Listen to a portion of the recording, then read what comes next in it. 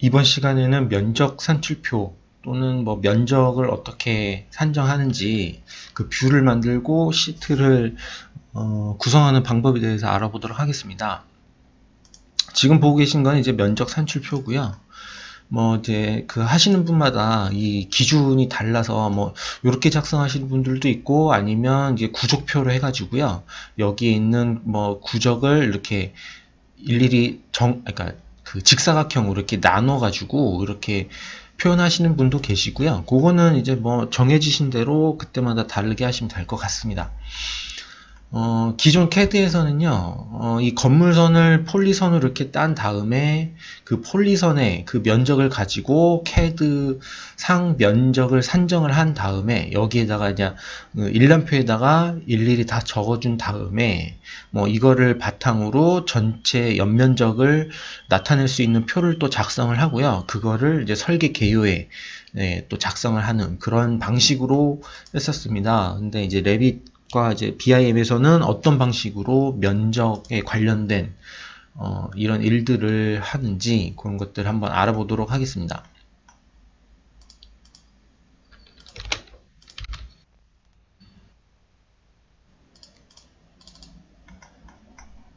이거는 지금은 1층 평면도고요. 면적에 필요한 그 뷰를 새로 생성을 해야 되겠죠. 그러려면 요 위에 보시는 건축 탭에 룸 및 면적이라고 있습니다. 여기에 면적이라는 탭이 있고요. 요거를 클릭을 해보시면 면적 평면도라고 이렇게 나와 있습니다. 요거를 누르면 이제 면적 평면도가 생성이 되고요. 또 다른 방법으로는 뷰에 가시면 여기 작성에 평면 뷰라고 있습니다. 평면 뷰를 선택을 해보시면 가장 밑에 이제 면적 평면도라고 있는데요. 요거는 이제 건축에서 봤던 거랑 똑같은 아이콘이고요. 그래서 아무거나 하셔도 문제는 없습니다. 첫 번째 건축 탭에서 오셔서 면적 평면도 요거를 클릭을 해볼게요. 클릭을 하면 처음부터 좀 차근차근 보도록 하겠습니다. 이제 새 면적 평면도라고 되어 있고 이제 유형에 보시면 그로스 빌딩이 있고 렌테이블이 있습니다. 어떤 것을 선택을 해야 될까 좀 이렇게 고민이 되는데요. 요거는 조금 뒤에 조금 자세하게 설명을 좀 드리고요. 간략하게 말씀드리면 그로스 빌딩 같은 경우에는 건축 면적이라고 하죠. 총 건축 면적, 건폐율에 필요한 건축 면적을 산정할 때는 그로스 빌딩을 선택을 하고요. 총 연면적, 즉 층마다 바닥 면적을 산정할 때는 렌테이블을 선택을 합니다. 그거는 좀 이따 말씀드릴게요. 그러면 우선 렌테이블을 선택을 하시고요. 지금은 지붕층 5, 6층, 2, 3층 이렇게만 나와 있는 이유가 요 왼쪽에 보시면 제가 이제 기존에 좀 만들어 놓은 게 있어요. 그렇기 때문에 이미 생성이 됐기 때문에 여기에는 빠져 있는 거고요. 그러면 지상 5층 요거를 한번 확인을 눌러 보도록 하겠습니다.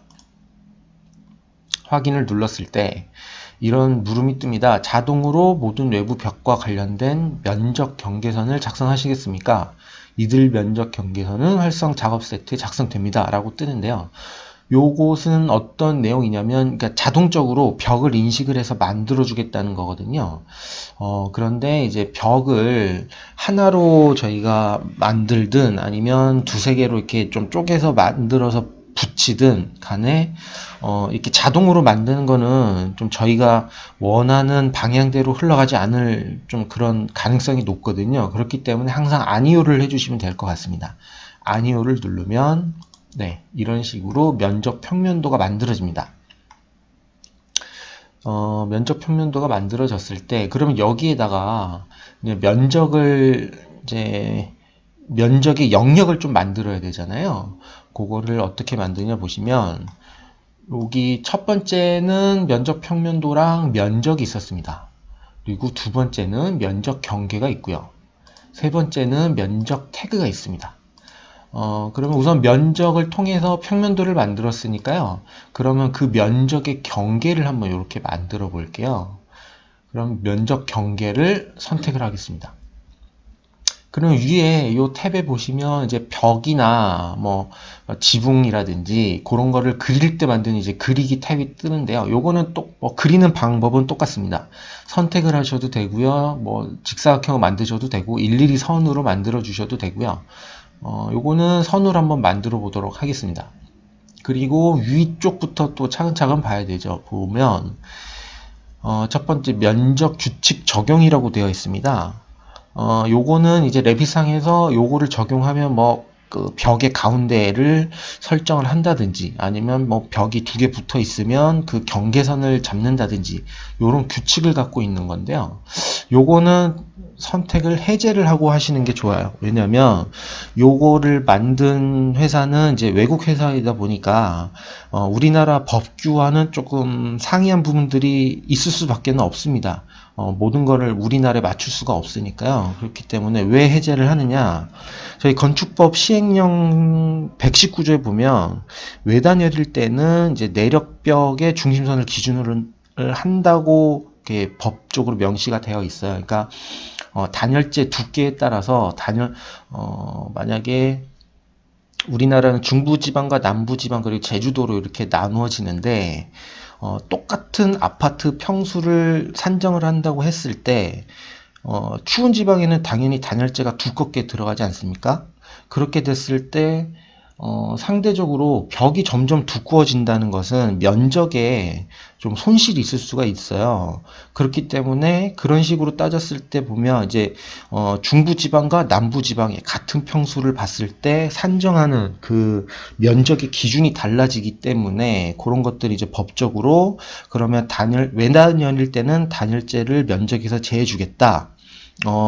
내력벽의 중심선만 기준을 잡으면 면적을 그걸로만 해주겠다라는 그 조금 어찌 보면 형평성을 좀 내빈 그런 법규인데요. 이 레빗상이 면적 규칙을 적용을 하게 되면 그것을 다 구분해 주기가 좀 상당히 어렵습니다. 그렇기 때문에 요거는 꺼주시는 게 맞고요. 나머지는 그대로 가시면 될 것 같습니다. 지금 정확하게 그리려면요. 이런 식으로 벽의 중심선을 잡으셔가지고요. 뭐 이런 식으로 꺾어질 때마다 각 벽의 중심선을 이렇게 잡아주시면 돼요. 그런데 저는 지금 이렇게 좀 시간도 있고 하다 보니까 저는 예를 들어서 그냥 직사각형이다 라고 가정을 하고 그냥 해보도록 하겠습니다. 요거는 모델링 하실 때는 정확하게 하시는 게 좋고요. 저는 그냥 지금은 급하니까 이렇게 가상으로 한번 그려보도록 하겠습니다. 네, 요렇게 지정을 해주고요.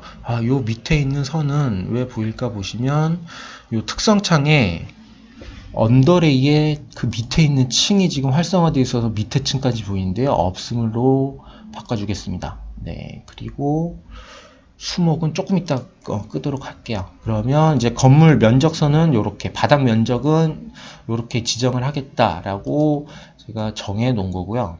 그럼 이제 면적 경계가 생겼으니 이 면적을 부여를 해주면 됩니다. 그거는 여기 면적 밑에 보시면 평면도 말고 밑에 이게 면적이라고 되어 있죠. 요거를 요 면적 경계선 안쪽으로 해서 면적을 산정하겠다라고 이렇게 찍어 주시면 됩니다. 그럼 이렇게 노랗게 변했고 이렇게 좀 커서를 갖다 대면 이렇게 X표로 보이시죠? 이렇게 눌러보면 이게 이제 면적이 됩니다. 그래서 왼쪽 특성창에 보시면 면적 레벨은 지상 5층이고 면적은 546.843 제곱미터다. 이렇게 되어 있습니다. 뭐 둘레도 나오고요. 그리고 여기 보시면 뭐 작업 세트는 건축에 관련된 거니까요. 예, 건축에다가 놓으시면 되고요. 번호는 이제 뭐 층수에 따라서 1층 뭐 지하층부터 기준으로 한다면 1, 2, 3, 4, 5번 이렇게 쭉 번호를 매겨 주시면 될 것 같습니다. 뭐 이름은 언제든지 바꿀 수 있으니까요. 우선은 지상 5층 바닥 면적이라고 이름을 해주겠습니다. 뭐 이미지는 지금 필요 없고요. 주석도 그렇고 이제 기타 요 면적 유형이 있거든요. 이 면적 유형을 이렇게 눌러보도록 하겠습니다. 이렇게 눌러보면 요거는 저희가 어떻게 뭐 수정할 수 있는 부분이 아니에요. 레빗에서 이렇게 딱 그 만들어 놓은 거고 여기서 선택을 해야 되는데 읽어보시면 건물 일반 면적, 사무실 면적, 외부 면적, 바닥 면적, 주요 수직 관통, 상점 면적 이렇게 되어 있습니다. 저도 이거 맨 처음 봤을 때 왜 사무실하고 상점만 이렇게 나눠놨지? 라고 좀 의문점이 있었는데요. 요거는 어떻게 설정을 해야 되냐면, 그러면 요거는 좀 긴 설명이 필요하니까요. 저번 시간에도 한번 봤었죠? BIM 가이드북을 한번 보도록 하겠습니다. 페이지는 122페이지고요. 여기 보시면 이제 면적 산출 근거표에 대한 처음부터 좀 세세하게끔 다 나와 있어요. 맨 처음 말씀드렸던 것 중에 이런 것들은 한번 이렇게 쭉 읽어보시고요. 저희가 맨 처음에 그로스 빌딩일 때 렌테이블 요거 두 개를 저희도 이렇게 달리 했었잖아요. 네, 그런 것들을 왜 이렇게 하는지 그런 내용들이 이렇게 되어 있습니다. 요거는 제가 봤을 때는 아무래도 외국 기준이기 때문에 그거를 이제 우리나라에서도 기준을 잡고 해야 되는데 대부분 뭐 이건 꼭 약속이 정해진 건 아니지만 그래도 뭐 오토데스크사에서도 한국 그 회사에서는 뭐 이렇게 그로스 빌딩 같은 경우는 건축 면적을 쓰고 렌테이블은 바닥 면적을 쓰는 게 나을 것 같다라고 좀 정해놓은 것들이 있어요. 그래서 그거를 저희는 그냥 따라가는 걸로 그렇게 하면 될 것 같습니다. 그리고 뭐 오른쪽에도 이런 내용들이 있어요. 요거는 시간 날 때 꼭 한 번씩 꼭 읽어보시면 도움이 될 것 같습니다. 그리고 방금 보여드렸던 것이 요건데요. 눌렀을 때 건물 일반 면적이 있고 사무실 면적, 외부 면적, 바닥 면적 뭐 이런 것들이 있었어요. 이런 것들은 이제 외국 기준입니다. 외국 기준이다 보니까 우리는 이렇게 다 나누지는 않고 그래서 BIM 가이드북에는 권장을 한다 이렇게 적어 놓은 게 우리나라에서는 면적 산정할 때 건축 면적, 바닥 면적 이렇게 딱 두 가지로 이렇게 저희가 생각을 하고 있기 때문에 그럼 요 많은 것들 중에 어떤 걸 써야 되냐 했을 때 BIM 가이드북 그러니까 예를 들어서 오토데스크와 정림에서는 요거를 권장을 해드린다라고 적어 놓은 거예요. 외부 면적, 그러니까 그로스 빌딩이었죠. 그로스 빌딩에서도 총 건물 면적이 있고 외부 면적이 있습니다. 여기에서는 이제 외부 면적을 건축 면적으로 하고 그리고 렌테이블, 임대 가능에서는 이렇게 많은 것들 중에 바닥 면적을 한국식 바닥 면적으로 정하겠다. 이렇게 두 가지로 해놨어요. 그래서 저희는 요거를 따라가도록 하겠습니다.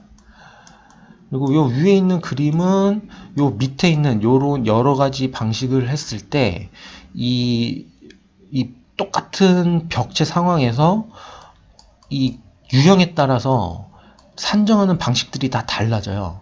그래서 그런 것들을 실험을 한 표고요.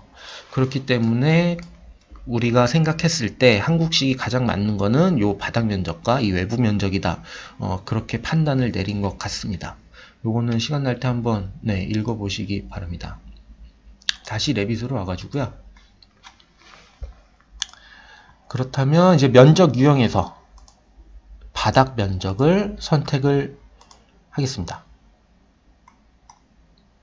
그러면 여기에서는 당연히 이 면적이 얼마만큼 되어 있다, 뭐 이름은 어디고 뭘로 되어 있다 라고 뭔가 좀 텍스트가 주어지지 않습니까? 요거를 뭐 우리가 여기서 텍스트를 써도 되는 거긴 하지만 그거는 뭐 연동이 되어 있는 것이 아니기 때문에 여기 나머지 위에서 봤던 것 중에 면적 태그라고 있습니다.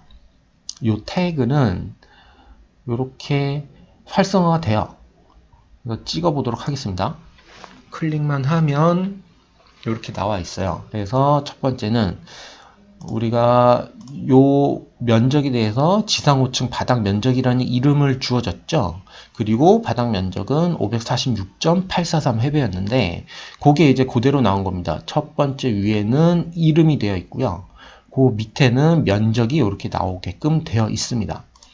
근데 요것 또한 클릭을 해보시면, 그러니까 X표로 되어 있는 면적을 클릭하는 게 아니라 요 텍스트를 클릭을 해보시면 요것조차도 패밀리로 되어 있어요. 요 패밀리를 한번 열어보도록 하겠습니다. 패밀리를 열어보니 룸 이름과 150이라는 걸로 이렇게 두 개로만 이루어져 있어요. 그러니까 요거는 패밀리는 추후에 또 제가 말씀을 드릴 건데 요런 것들을 통해서 우리가 정해진 그 정보를 요 두 가지만 이 태그에 나타내겠다라고 패밀리를 만들어 놓은 거거든요. 그럼 원한다면 이 면적을 뭐 평으로 나눈 것을 옆에다가 추가를 시킬 수도 있고요. 그거는 패밀리 수정을 통해서 본인이 원하는 정보를 얼마든지 추가하거나 삭제할 수가 있습니다. 그 방식들은 다음번에 하도록 하겠습니다. 네, 그렇게 해서 이렇게 면적의 테두리를 정해주고 그 테두리 안에 면적을 설정을 해준 다음 그 면적에 맞는 태그를 붙여주시면 이렇게 면적, 평면도의 뷰가 완성이 됩니다.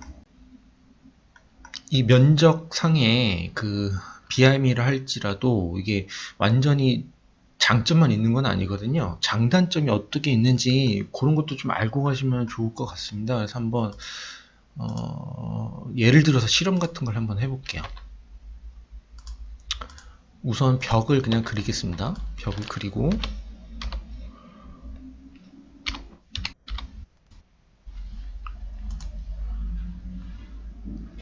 복사를 해주겠습니다.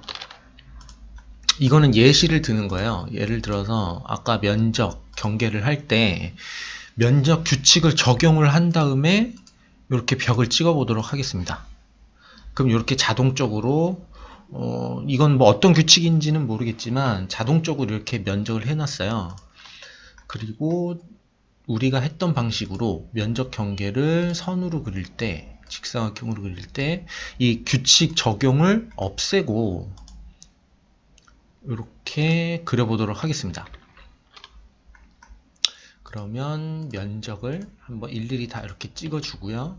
면적 태그를 붙여보도록 하겠습니다. 예를 들어서 이 면적이랑 이 면적이랑 만약에 같은 면적이라고 했을 때 지금 저희가 알아보려고 하는 거는 그 규칙을 정했을 때 예를 들어 가지고 저희가 이쪽 벽면이 움직일 수가 있지 않습니까? 그럼 한번 해보도록 하겠습니다. 필터로 벽만 선택을 한 다음 무브를 시켜보도록 하겠습니다. 보시면 위에 면적 그 규칙을 적용했을 때는 벽이 움직일 때 이 선도 같이 움직여요. 그렇기 때문에 면적이 늘어나는데 우리가 하는 방식대로 일일이 적용을, 그러니까 그 면적 적용 규칙을 해제를 하고 일일이 면적을 만들어주면 이런 벽체가 이동했을 때 따라가지는 않습니다. 이런 오류가 있기는 해요. 하지만 그거는 계속 말씀드렸다시피 이거를 전부 다 따라가면 좋긴 한데 뭐 이거는 어쩔 수 없이 저희가 따라갈 수 없는 뭐 법규상의 문제이기 때문에 이런 것들은 좀 감안을 해서 좀 인지를 해주셔야 외벽면이 좀 움직였을 때 이거는 면적도 좀 같이 손을 봐야 되겠구나 이런 거를 인지를 항상 하고 계셔야 됩니다. 그래서 레빗이니까 그러니까 BIM이니까 무작정 이게 다 자동화 돼 있어서 모델링만 바꿔주면 모든 수치가 변한다. 원래 이게 좀 제일 이상적인데요. 그게 아닌 예외 것들은 좀 저희가 인지를 해서 이런 것들은 좀 네, 할 때마다 까먹지 않고 꼭 챙겨두는 그런 것들을 좀 해야 될 것 같습니다. 그래서 요거는 이제 장단점을 비교를 해드리려고 한 거고요. 그러면 요거는 우선 놔두도록 하겠습니다. 그렇다면 요거를 이제 좀 보기 좋게 좀 꾸며야 될 것 같습니다. 그 꾸미는 방식을 좀 알려드리면 먼저 제일 큰 거는 스케일이겠죠. 왜냐면 뭐 시트 안에 A3 시트 안에 요 평면도가 전부 꽉 찬다면 100대 1이면 가능하겠지만 면적 산출표 같은 경우는 아까도 보셨다시피 한 4개라든지 이렇게 쪼개져서 들어갑니다. 네, 이런 식으로 쪼개져서 들어가기 때문에 당연히 계획도는 일반 평면보다는 스케일이 차이가 있겠죠. 네, 그래서 스케일을 1대1은 아니고요. 사용자 계산해 보더니 250대 1이 딱 맞는 것 같습니다. 그러니까 250대 1로 바꿔 주시고요. 요 상세는 뭐 이제 평면도일 때는 뭐 중간, 그리고 상세도일 때는 높음. 근데 계획도니까 낮음으로 두시면 될 것 같고요. 네, 그러면 어느 정도 크기, 이 글씨 크기가 좀 맞아진 것 같습니다. 이런 그리드 선과 글씨 크기들이 좀 조화롭게 이루어졌고요. 그러면 이 뷰에서 불필요한 것들이 무엇일까 생각을 해보면, 이제 계획도를 하실 때 뭐 단면도라든지 인면도라든지 뭐 이런 수목들은 필요 없지 않습니까? 이런 것들은 좀 없앴으면 좋겠고, 그리고 여기 면적에 관련된 선만 좀 강조가 되고 나머지 것들은 좀 중간색이라든지 좀 흐릿하게 보였으면 좀 더 명확하게 보일 것 같아서 그런 작업들은 어떻게 하는지를 좀 알아보도록 하겠습니다. 뭐 첫 번째 방식은 이렇게 선택을 하시고요. 오른쪽 클릭하고 뷰에서 숨기기 요거를 눌러주셔도 됩니다. 이렇게 뷰에서 숨기셔도 되는데, 언제 요거를 뭐 단면도 잡고 인면도 잡고 또 수목도 잡고 뭐 이런 식으로 한다 보면 좀 시간이 오래 걸리기 때문에 저희는 요거를 가시성 및 그래픽이라는 명령어가 있어요. 그거는 단축키는 VV입니다. VV를 눌러주시면 이렇게 뜨거든요. 그러면 필요 없는 것들은 없애주고 저희가 필요한 것들만 나타내고, 또 어떤 것들은 이제 중간색으로 가려주고 이런 것들을 해보도록 하겠습니다. 위에서부터 네, 하나 클릭해 주시고요. Shift를 누르신 다음에 맨 밑에까지 내려가셔서 제일 하단의 것을 클릭만 해주시면 이렇게 전부 선택이 됩니다. 또는 요 밑에 있는 모두라는 게 있어요. 모두를 선택을 해주시면 전부 선택이 됩니다. 요거를 다 꺼버릴게요.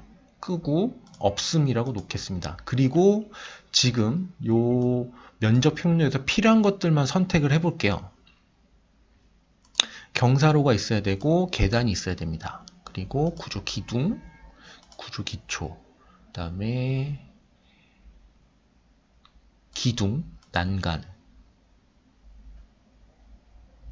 면적은 당연히 지금 하고 있는 거 보여야 되겠죠? 문, 바닥, 벽,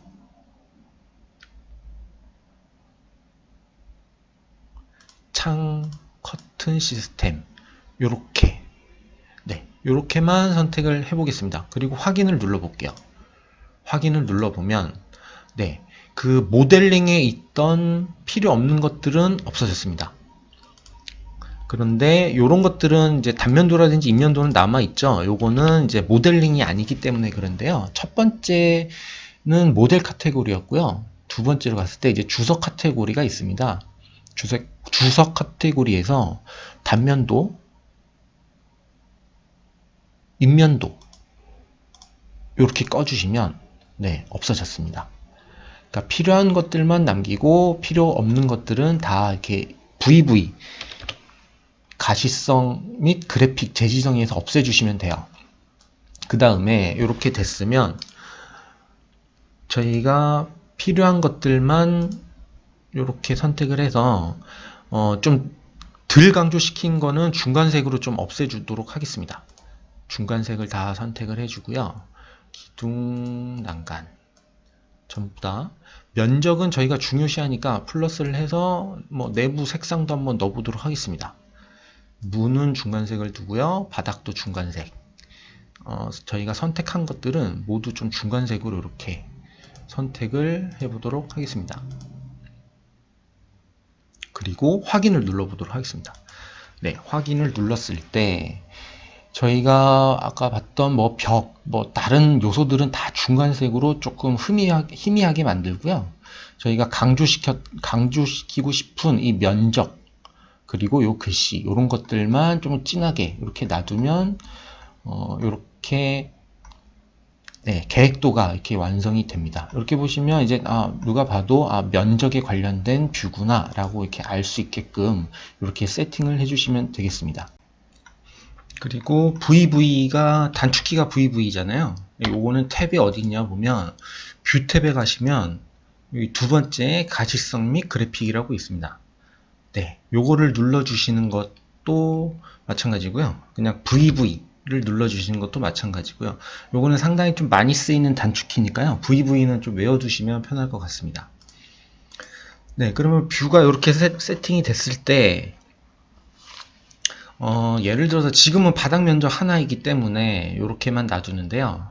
요런 것도 한 두 가지 정도 또 다른 방식이 있을 수가 있어요. 예를 들면 요거는 뭐 사람들마다 다르기 때문에 한번 해보도록 하겠습니다. 우선 벽을 조금 더 연장을 시켜 볼게요. 그리고 요 면적선도 그냥 강제로 한번 이렇게 해보겠습니다. 그리고 예를 들어서 면적 산출하실 때 어떤 사람은 바닥 면적만 가지고 산출을 하시는 분들이 있고, 또 어떤 분들은 바닥 면적은 바닥 면적이되 전용과 공용을 조금 나눠주시는 분들이 있어요. 그래서 그것들을 한번 알아보도록 하겠습니다. 여기에서는 바닥 면적 하나만 산출하시는 분들이 있고요. 바닥 면적입니다. 또 여기 옆에는 다른 면적이 들어가야 되니까 이렇게 태그를 또 지정해 주고요. 그리고 요 면적을 선택을 하실 때 이 X표가 어디 있는지 모르시지 않습니까? 이렇게 막 다 이렇게 해보다가 안 나오실 때는 가장 쉬운 방법이 요 텍스트에 가보면 이렇게 활성화가 됩니다. 거기에서 탭을 한번 누르시면 바로 그 면적을 잡을 수가 있거든요. 네, 이런 식으로 선택을 하시면 됩니다. 예를 들어서 여기 있는데 없을 때는 이렇게 막 헤매시다가 요 텍스트 가면 이렇게 활성화 됐을 때 탭을 한번 누르시면 네, 바로 이렇게 잡으실 수가 있습니다. 그러면 여기는 제가 한번 전용 면적이라고 한번 해볼게요. 전용 면적. 그리고 여기는 공용 면적.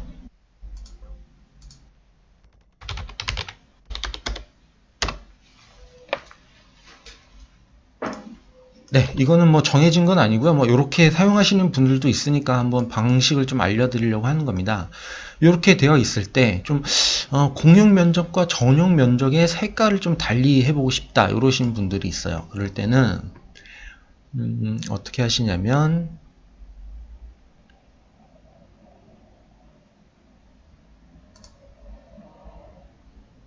여기 주석에 가시면 색상 채우기라는 게 있습니다. 색상 채우기 범례라고 있는데요. 요거를 한번 이렇게 선택을 해볼게요.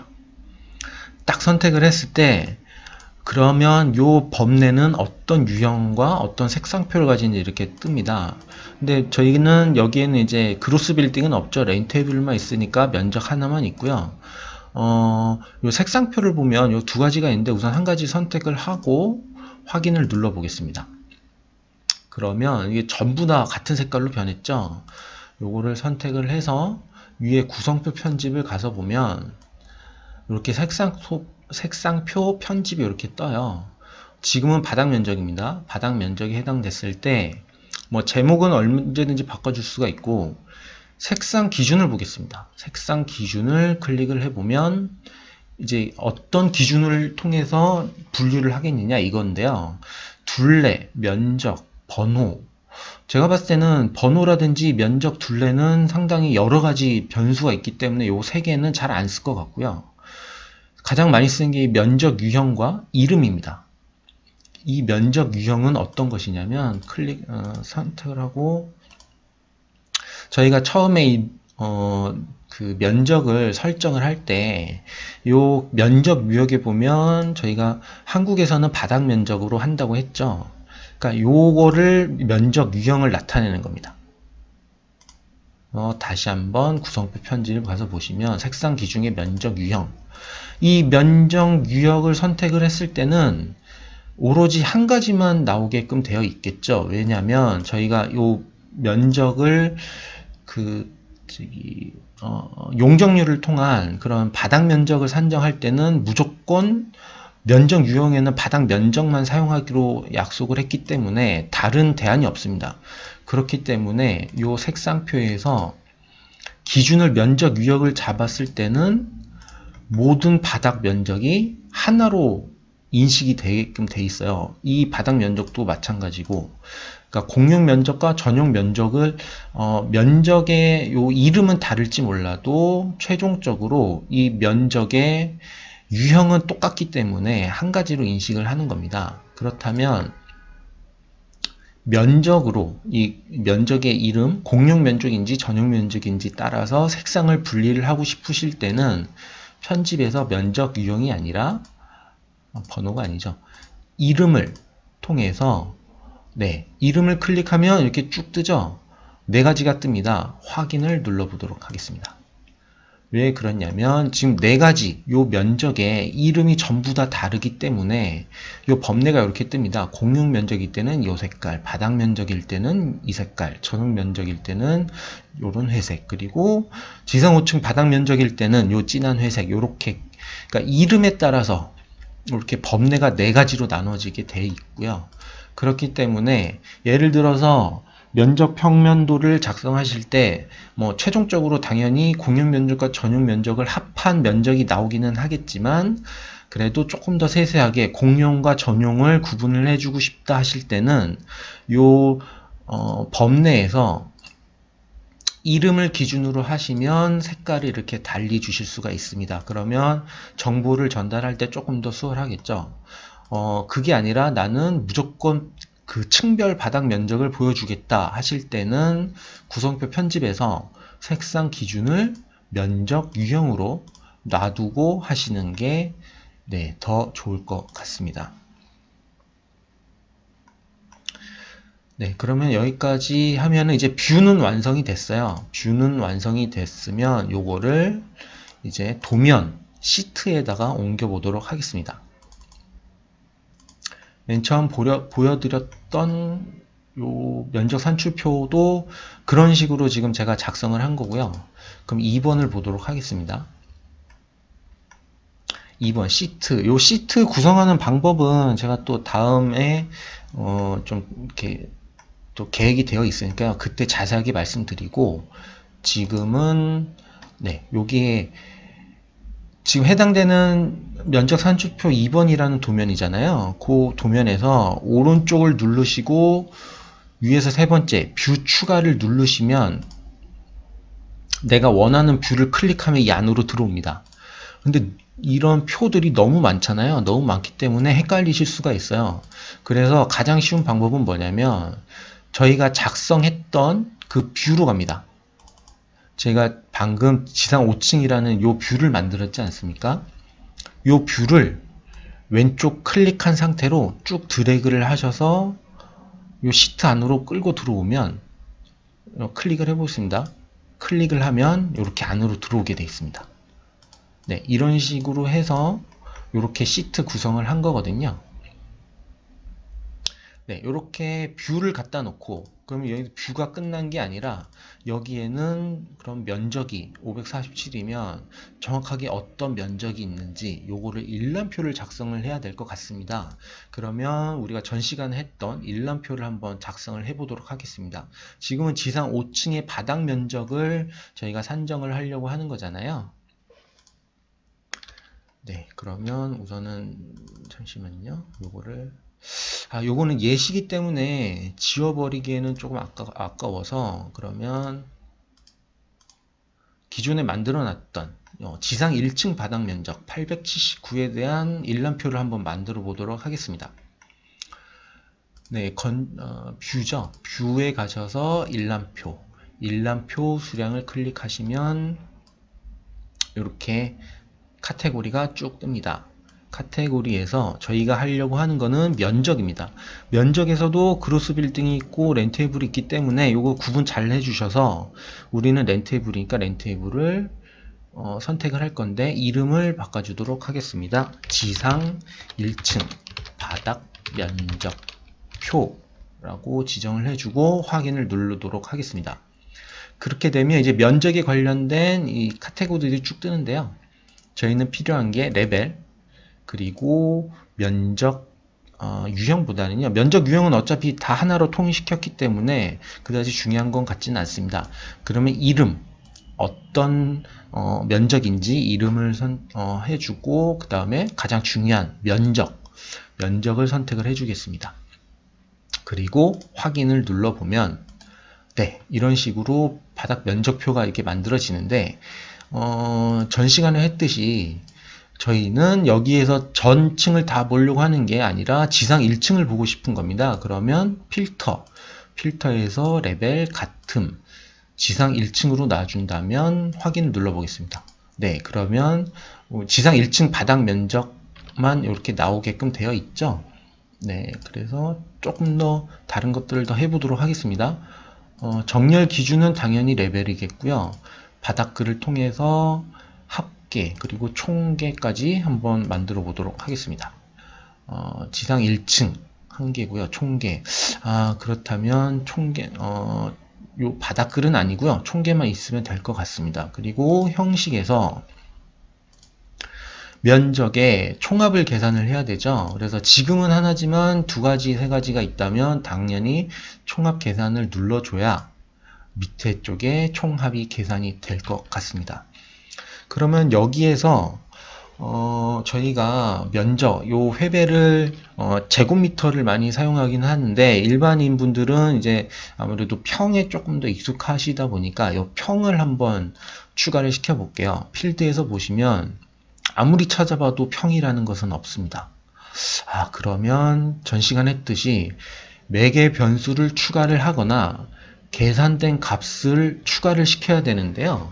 어떤 방법이 더 좋을까 싶을 때 매개 변수 추가는 평이라는 개념이 계산 값에 의한 것이지 아니면 정보에 의해서 나오는 건 아닌 것 같습니다. 그래서 매개 변수 추가가 아니라 계산된 값을 한번 해보도록 하겠습니다. 이렇게 계산된 값을 클릭을 해주시면 이렇게 뜨거든요. 그럼 이름은 면적에 우리는 평을 해보고 싶은 겁니다. 평을 하고요.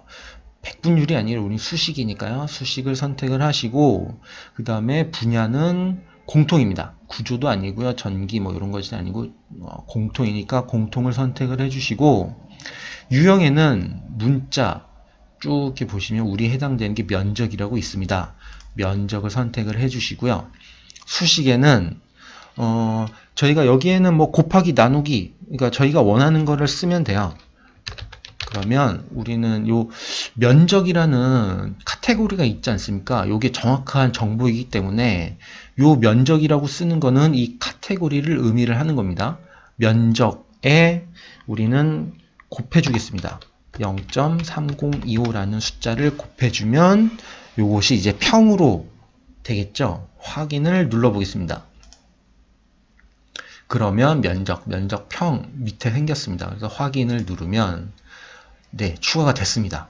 그래서 879를 평으로 나눴을 때는 266평이 되는데 여기에 보시면 이제 평에 제곱미터라는 요런 단위가 붙었는데요. 왜 그러냐면 저희가 맨 처음에 계산된 값을 요거 면적평이죠. 요거 편집을 한번 눌러 보겠습니다.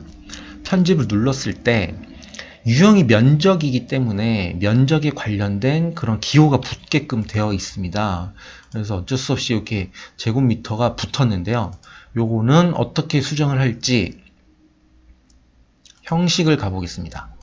형식에 가서 면적에서 저희가 총합 계산을 하지 않았습니까? 그러면 당연히 면적평에도 총합 계산을 해주고 전 시간에 했던 것을 다시 한번 생각을 해보시면 여기에는 필드라는 것이 있습니다.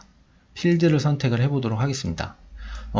당연히 프로젝트 설정 값으로 지금 되어 있으니까 면적이라 하니 제곱미터 단위를 지금 주어진 건데요. 요거를 없애보겠습니다. 그리고 단위를 지금은 제곱미터로 되어 있는데 단위 기호를 없음으로 바꿔보도록 하겠습니다. 그리고 확인을 눌러보고 하면 뒤에 있는 그런 단위가 없어졌습니다. 그래서 면적평 보면 누가 봐도 266평이구나 라고 하는 거를 보실 수가 있습니다. 네, 요거를 닫아 볼게요. 그러면 일람표를 저희가 생성했을 때 그 일람표가 어디로 만들어지는지 가서 보도록 하겠습니다. 그러면 이 왼쪽에 있는 뷰 탭이 있고요. 그 다음에 일람표 수량 탭이 있습니다. 그래서 내려가다 보면 방금 만들었던 지상 1층 바닥 면적표라는 일람표가 생성이 됐죠.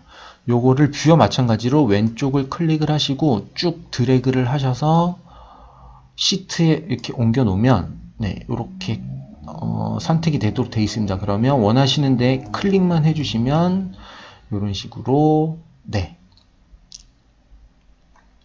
위치가 됐습니다. 요거는 얼마든지 화살표를 통해서요, 이런 식으로 뭐 늘리거나 줄이거나 하실 수가 있고요. 네. 이런 방식으로 제가 처음 보여드렸던 산출표 1번 시트를 이렇게 구성을 했습니다.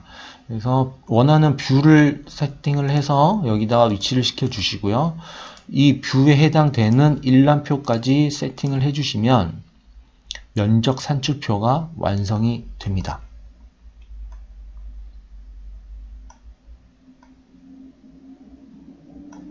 네, 이러한 방식으로 면적 산출표를 만드시면 될 것 같고요. 한 번에 다 습득이 안 되실 것 같으면 좀 번거로우시더라도 두세 번 한번 동영상을 시청을 하시면서 직접 해보시는 게 가장 빨리 배울 수가 있거든요. 또 직접 해보셔야지 시간이 지나도 좀 이렇게 잊어버리는 경우가 좀 드무니까요. 꼭 한 번씩은 이거 동영상 시청을 하고 직접 한번 해보시는 게 좋을 것 같습니다.